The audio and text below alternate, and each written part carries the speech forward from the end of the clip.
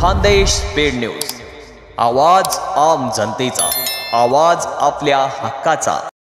चिमुकलीवर अत्याचाराविरोधात मूक मोर्चाला गालबोट, पोलिसांवर हल्ला।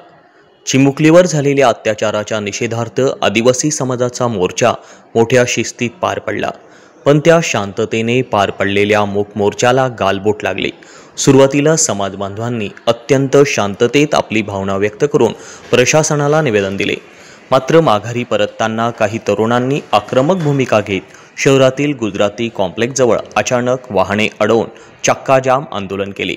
आरोपीस फाशीच्या शिक्षेची मागणी करत आंदोलकांनी रस्ता अडवून चक्काजाम केला।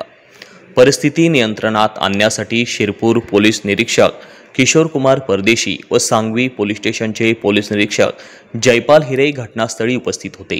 त्यांनी आंदोलक तरुणांशी संवाद साधून जमावाला शांततेने पांगविण्याचा प्रयत्न केला, पण जमाव अचानक उग्र रूप धारण केले आणि जमाव पोलिसांवर चालून आला। या झटापटीत जमावातील एका अज्ञात व्यक्तीने पोलीस निरीक्षक हिरे यांच्या पाठीवर चाकूने हल्ला केला।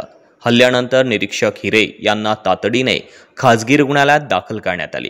घटनेनंतर परिसरात तणावाचे वातावरण निर्माण झाले। दरम्यान आंदोलकांना पांगविण्यासाठी पोलिसांनी सौम्य लाठीचार्ज केला। तदनंतर हळूहळू परिस्थिती नियंत्रणात आणण्यात पोलिसांना यश आले।